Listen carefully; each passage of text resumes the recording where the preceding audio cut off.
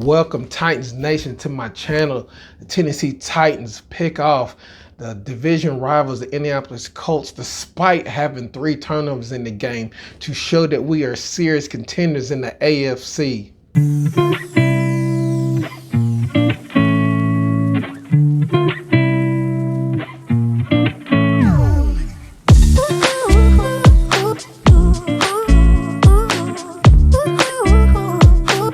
Alright, welcome back to my channel. This is Workplace Sports Talk, where we talk sports as if we're at work. And I'm your guy, Tim, that talks. And today we're going to go over the Tennessee Titans victory. If you like my content, please subscribe and turn your notification bell on. It would help me out a lot. I'm trying to get to 500 subscribers by the end of October, so please help me with that. And if you love my content, please hit that subscribe button. It helps me out a lot. And for the people who already subscribed, thank you for supporting me. Thank you for the comments that you're leaving. I appreciate it. And thank you, Titans Nations, for allowing me to be a voice.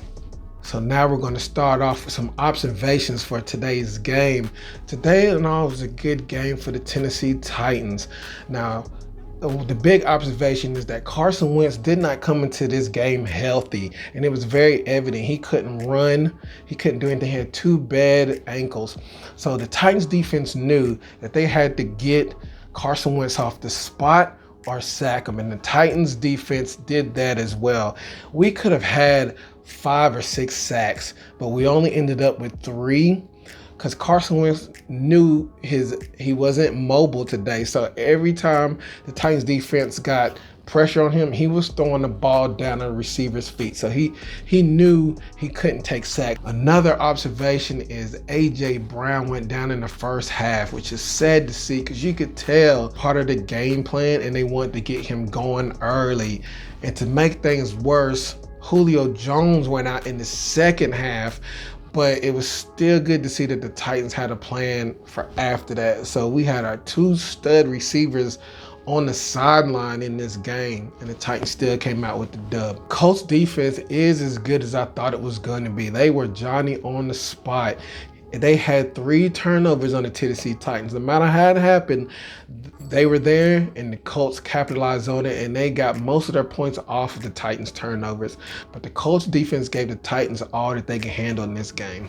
Frank Wright's play calling in the end zone is continued to plague the Colts to our benefit, but he is calling some very bad plays, and it's continuing, and I hope it continues all season, because that's the only team I worry about in the AFC South.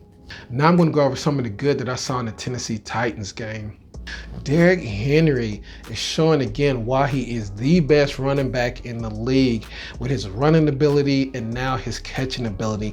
I'm going to continue to say it. He is catching the ball magnificently, and he's getting better every week, and you can see the confidence growing. And I feel sorry for defenses because these cornerbacks cannot handle him in the open field. Kristian Fulton is turning into a shutdown corner for the Tennessee Titans, and is looking like a very good pick for them last year in the 2nd round. He is paying off now, and he is turning into the stud that we need for this defense. And I'm liking what I'm seeing from Kristian Fulton in his play, and he is playing hard and aggressive and fast. Cruikshank got the start in this game, and he was looking very good.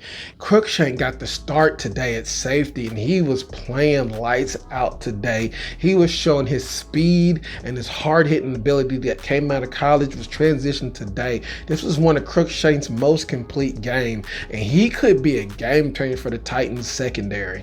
Adahi, number 92, is turning into a steal for the Tennessee Titans in free agency. I don't know how the Steelers let this guy go. I wish they had him now because TJ Watt is down for a few weeks. But I'm glad he's on the Tennessee Titans because he is coming out of nowhere, and he is turning into one of our best pass rushers. And I'm liking what I'm seeing for his effort, and his ability to get the sacks and hold on is something good to see for the Tennessee Titans. The Titans' ability to overcome adversity, even self-inflicted adversity or adversity from the opposing teams. The Titans have that thing, that want to get that win, to just 1 yard at a time, one play at a time. That mentality that they have to win no matter how the game is going. I'm liking what I'm seeing. And this is what you have from a playoff team to maybe a Super Bowl team. But right now, they are definitely contending the AFC, and their mindsets are in the right place right now for the first half of this season. Now I'm going to go over some of the bad things that I saw in this game. Tennessee Titans had 3 turnovers in this game, and I didn't like to see that. And the thing that's wasn't good about the turnovers is that they turned into points for the Colts. Titans easily should have blown the Colts out. We were doing anything we wanted to. We were getting yards at will against the Colts. But these turnovers gave the Colts chances to get in the game, and I didn't like that. As I said before, the Titans' ability to overcome adversity came into play here, but the adversity should never happen. There shouldn't have been this many turnovers. For another week for the Tennessee Titans, the referees had some more really bad calls go against the Tennessee Titans, and this time they all were on defense. These ticky-tack defensive penalties that they were calling on the Titans were horrendous. And I know it's not just the Titans game, it's league-wide. These referees are just not calling good, clean games. Now I'm going to go over some stars for the offensive side of the ball. Now I'm going to start with Ryan Tannehill, who was 18 for 27 for 197 yards and 3 touchdowns. He also had 2 interceptions and 1 sack that came in the first quarter.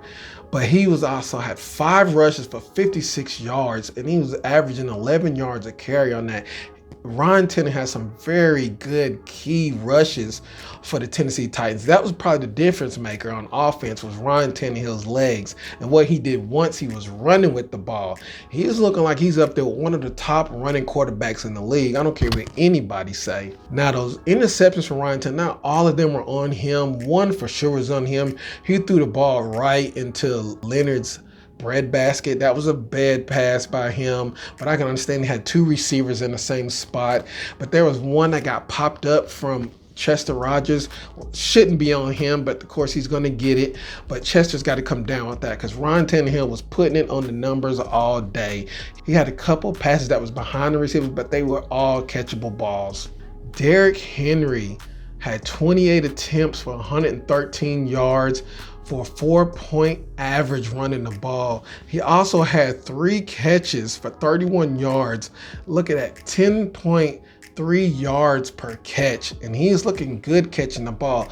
He is catching the ball easy, and I like what I'm seeing with Derrick Henry in the flat or out in space. I don't know what these teams are going to do come November when Derrick Henry starts heating up even more. He's going to be unstoppable. He right now is already on an MVP pace. This is probably the best that Derrick Henry has looked in the first part of the season. So all these teams better watch out, because Derrick Henry is a man possessed. Chester Rogers also had a good game. He caught a good touchdown pass on a slant. He looks fast and quick out there. He did have 1 interception that was caused by him letting it get through his hands. But all in all, Chester Rogers still a good pickup for the Tennessee Titans, and I like what I'm seeing from him going forward. Julio Jones was looking good today while he was on the field. He had 3 catches for 47 yards. He didn't have a touchdown again, but he made some very key catches in the points in the game, and I would like to see him finish the game. But if it's up to injury, I don't want to see Julio Jones get injured. We got a long season. But the star of today on offense came from Westbrook-Ikhine. He came in for A.J. Brown in the first quarter, and he was making some very key catches out there, some very good plays. Westbrook-Ikhine had 4 catches for 53 yards and a touchdown. Now, he did have a fumble where he was trying to make a play on 4 defenders. I like the effort, but the ball got stripped out. Other than that, it was the only bad play. But for the most part, Westbrook-Akina is looking really good out there. Hence is why he's getting a start over Reynolds. Westbrook-Akina is really good in pass protection. I saw him make a couple chop blocks for Derrick Henry, and he's good hands. He's getting open. I like what I'm seeing from Westbrook-Akina. I like the play calling that I'm seeing from Todd Downing. He is calling a really good mixture. A lot of screen plays, a lot of bubble screens. I like that he's getting the ball out fast. He's kind of using the pass to open up the run, and that's what I want to see sometimes. We got the guys, let's go ahead and use them. So his play calling is very good. On the defensive side of the ball, you had Christian Fulton, who is now becoming a shutdown corner. This is the third week in a row. This guy has took on the mentality. He's not letting anybody catch anything on him. He is really good in press coverage and man. I like what I'm seeing, his tenacity and his aggressiveness and his speed. Christian Fulton is turned into a shutdown corner for the Tennessee Titans, and it's good to see. David Long had another good game today. He had 8 tackles. This guy is flying all over the place. He has some really good key run stops, okay? This guy is hitting the receivers, hitting the running backs very hard and very fast, making them think twice. I like what I'm seeing for Long, because I think Long has a good chance of being a Tennessee starter in years to come. The question is, are we going to keep Brown or are we going to keep Evans? Because to me, Long has got one of these starting spots locked up for next year as long as he can stay healthy. Because right now, his play IQ is getting higher and his ability to make plays is getting better. Landry is looking good out there another week in a row. He's just getting penetration in that backfield. Now, the star of the defense is number 92, Adehi. This guy almost had 3 sacks today. If it wasn't for a bad penalty on the defense called by the referees, I don't think it was a bad play at all. The defender and the receiver got their feet tangled up. I don't know how that's a penalty, but they called it. So that would have been his 3rd sack, and that was a magnificent sack also. He's looking so fast on the outside. These offensive tackles don't even know what's coming. His first step is very fast, and his swim move looks even better. We had a couple players on defense, role players that made significant plays in this game. You had Weaver got some substantial snaps in this game before he got injured. He had 2 tackles. And you had Breon Borders, who came in for Christian Fulton when he went down with an apparent injury for a series in the end zone, and he made 2 very good plays. He had one very good pass breakup that was going to be a touchdown. He gets his finger on it and redirects the ball at the last second. So that was a very good play by Borders. And he also made another play on the other side of the field where he was beat on the play, but had a wherewithal to just jump in front of the receiver, lay his body out without making contact on the receiver, and the ball hit his backside. So that was 2 plays on one series that held the Colts to 3 points. So Breon Borders came in as a role player and made starter plays, and I like that from the Tennessee Titans. Our depth is apparent right now. In conclusion, the Tennessee Titans are showing that they are top 5 team in the AFC right now, and possibly is going for the 3 spot right now. Titans have the ability to overcome adversity. They have role players stepping up, and we have stars like Ryan Tannehill and Derrick Henry being the stars that they are. Now, A.J. Brown, when healthy, is another star, as well as Julio Jones. But as of right now, the Titans are playing cohesively as a team, as a contender. And it's good to see. All the Titans have to do is just keep feeding the beast, Derrick Henry. He is playing hard. He is running hard. He is running everybody over. Anybody can get it right now when Derrick Henry has that ball in his hand and he is hitting the hole. I like what I'm saying for Derrick Henry. He is running at an MVP pace right now, and he is running to show everybody there is no conversation. I am the best running back in the league. I can run, now I can catch.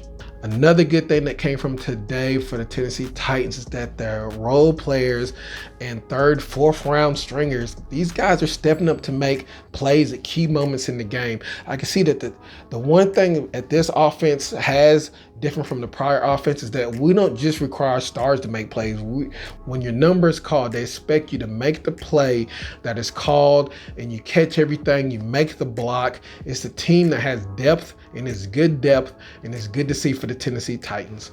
Thank you for enjoying my content. This is Workplace Sports Talk. I'm your guy, Tim That Talks. If you like my content, please hit the subscribe button. I appreciate it. Thank you for showing me the support, and thank you for giving me your time. Enjoy these Titans wins, because I have a feeling there's going to be a lot on the horizon. Thank you for allowing me to be a voice in the Titans nation. See y'all next time. Tighten up.